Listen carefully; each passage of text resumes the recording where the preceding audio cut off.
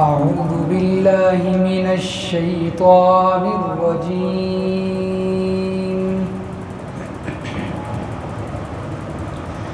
بسم الله الرحمن الرحيم.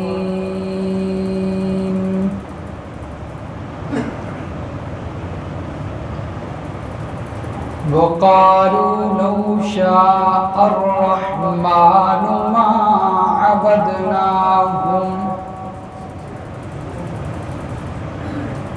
اور مشرکین یوں کہتے ہیں کہ اگر رحمان چاہتا تو ہم ان کی عبادت نہ کرتے. ما لهم بذلك من علم. اس بارے میں ان کے پاس کوئی علم نہیں ہے، کوئی تحقیق نہیں. انہم الا یخرصون. محض وہ بے تحقیق بات کرتے ہیں، محض یہ ان کے ڈھکوسلے ہیں، اٹکل پچو سے بات کرتے ہیں. ام آتیناہم کتابا من قبلہ. کیا ہم نے ان کو اس قرآن سے پہلے کوئی اور کتاب ایسی دی؟ فَهُمْ بِهِ مُسْتَمْسِكُونَ. جس سے یہ استدلال کرتے ہیں. بل قالوا اِنَّا وَجَدْنَا آبَاءَنَا عَلَىٰ أُمَّةٍ. بلکہ وہ کہتے ہیں بے شک ہم نے پایا اپنے آباء و اجداد، اپنے بڑوں کو ایک طریقے پر. وَإِنَّا عَلَىٰ آثَارِهِم مُهْتَدُونَ. اور بے شک ہم ان کے نقش قدم پر چلنے والے ہیں. وَكَذَلِكَ مَا أَرْسَلْنَا مِن قَبْلِكَ فِي قَرْيَةٍ مِّن نَذِيرٍ. اور اسی طرح ہم نے آپ سے پہلے کسی بستی میں کوئی ڈرانے والا نہیں بھیجا. الا قال مترفوها. مگر اس بستی کے خوشحال لوگوں نے کہا انا وجدنا آباءنا علی امہ. بے شک ہم نے پایا اپنے باپ دادا کو ایک طریقے پر. وَإِنَّا عَلَىٰ آثَارِهِم مُقْتَدُونَ. اور ہم بھی انہی کے پیچھے چلنے والے ہیں، انہی کی اقتداء کرنے والے ہیں. قَالَ أَوَلَوْ جِئْتُكُمْ بِأَهْدَىٰ مِمَّا وَجَدتُّمْ عَلَيْهِ آبَاءَكُمْ. کہا ان کے پیغمبر نے کیا اگر میں تمہارے پاس اس سے بھی زیادہ سیدھا رستہ لے کر آؤں جس پر تم نے اپنے آباء و اجداد کو پایا،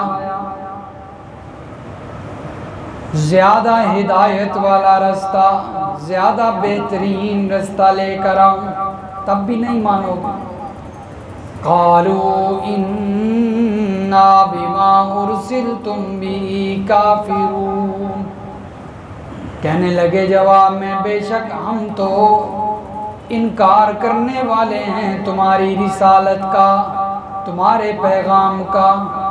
فانتقمنا منہم. پس ہم نے ان سے انتقام لیا. فانظر کیف کان عاقبۃ المکذبین.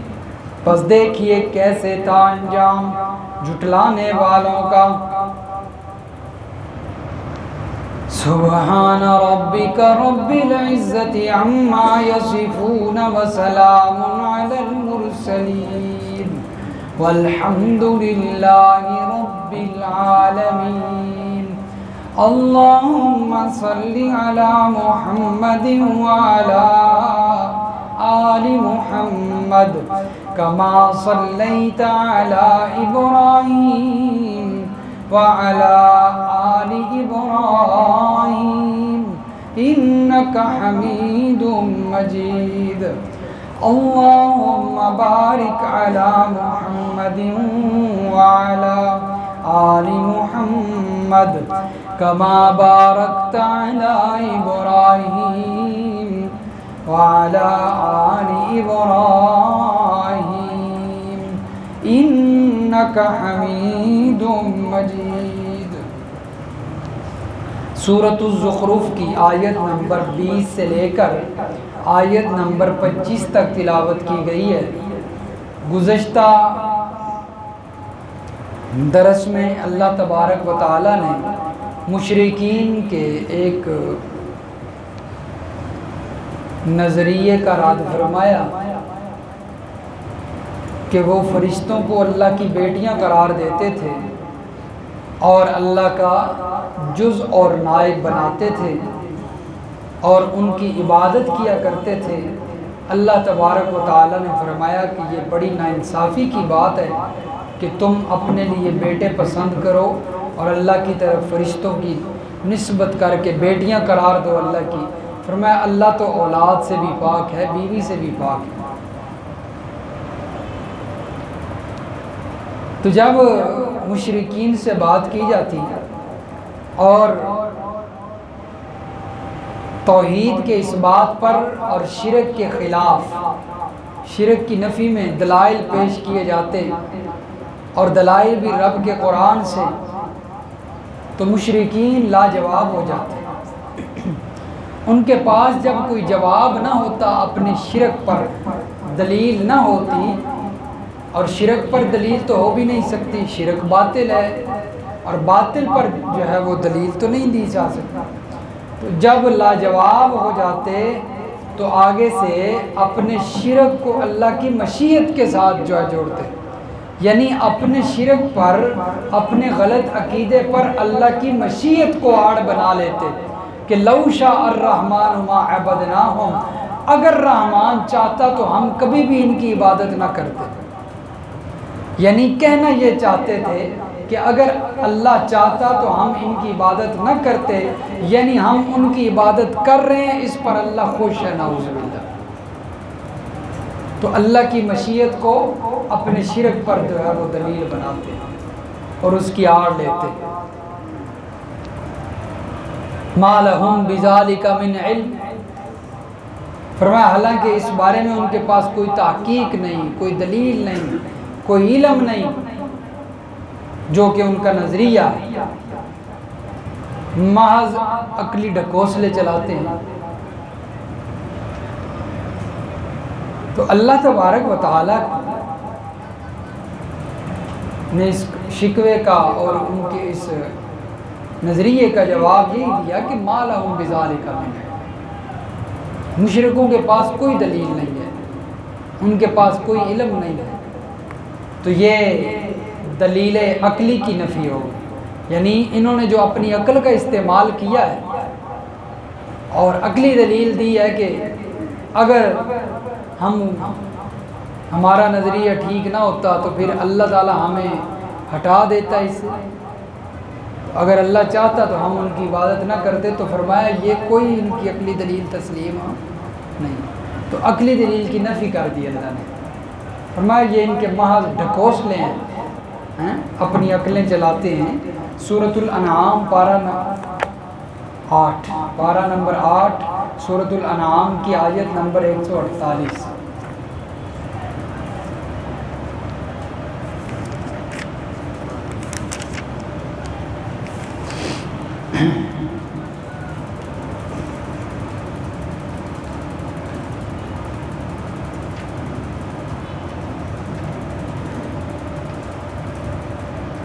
صفحہ نمبر 178 جی، صفحہ 178 سورۃ الانعام کی آیت نمبر 149 ہے۔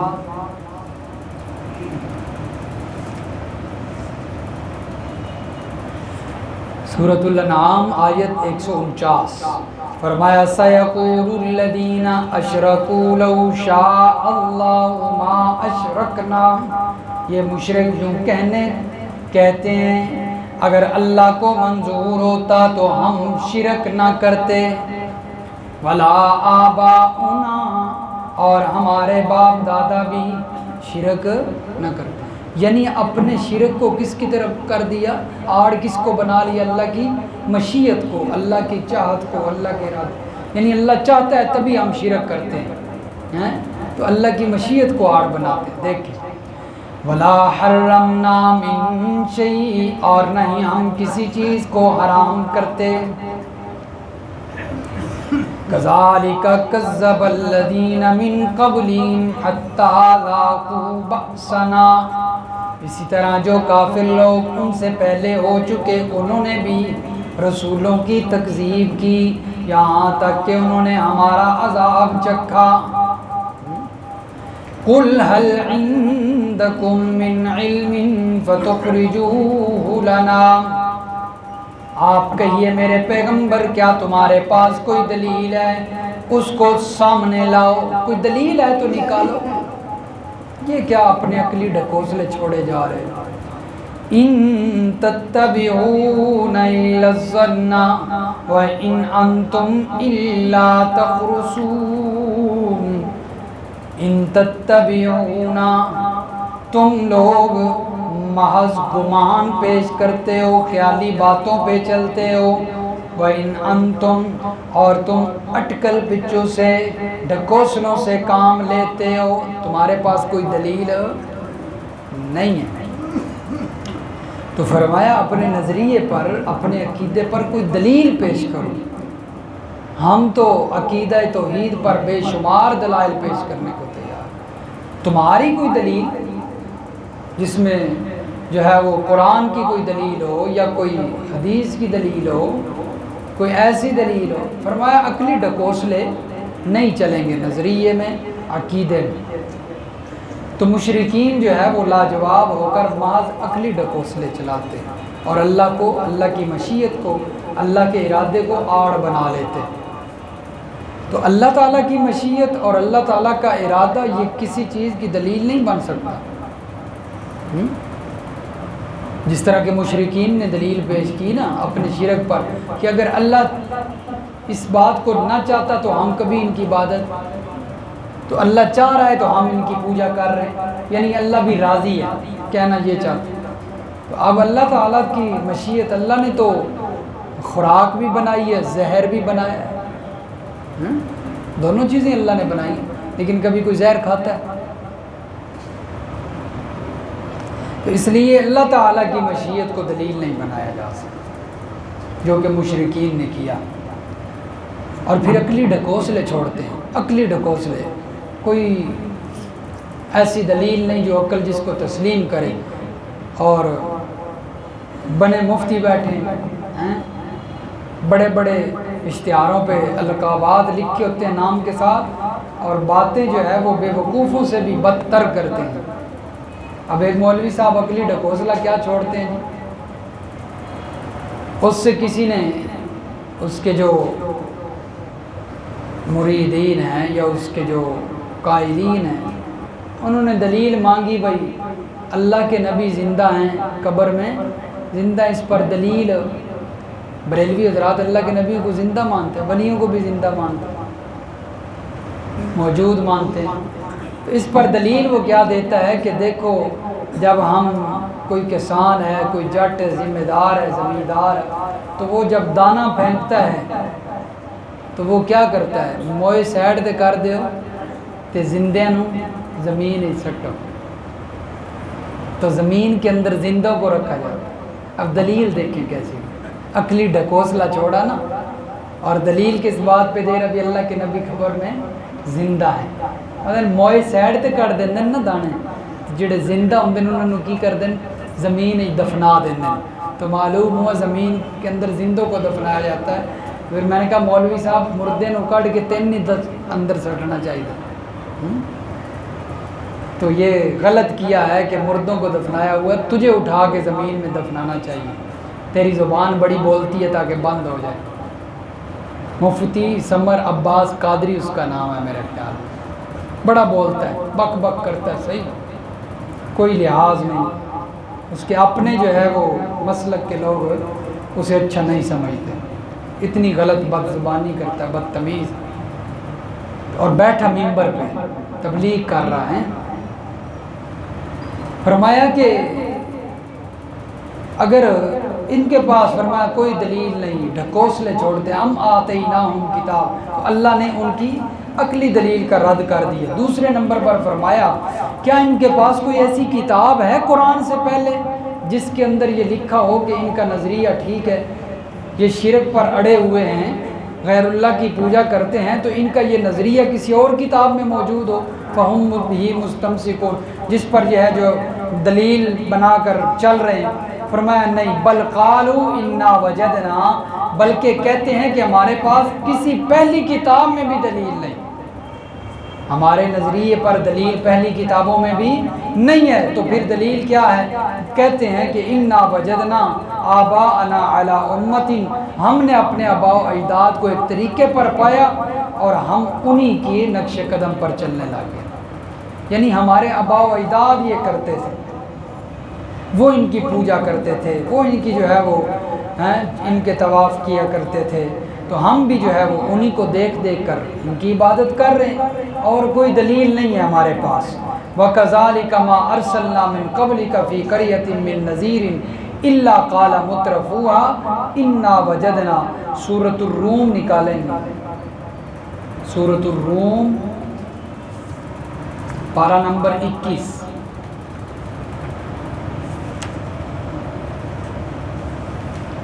آیت نمبر 35،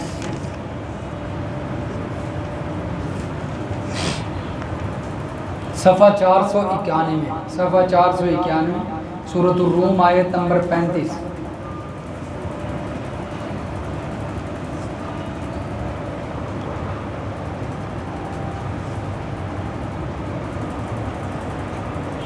ام انزلنا علیہم سلطانا فہو یتکلم بما کانوا بہ، کیا ہم نے ان پر کوئی دلیل نازل کی ہے، کوئی سند، کوئی دلیل، کیا ہم نے ان پر کوئی ایسی دلیل نازل کی ہو جو بول کر ان کو کہتی ہے بما کانوا بہ یشرکون، کہ وہ اللہ تعالیٰ کے ساتھ شریک بنا سکتے ہیں۔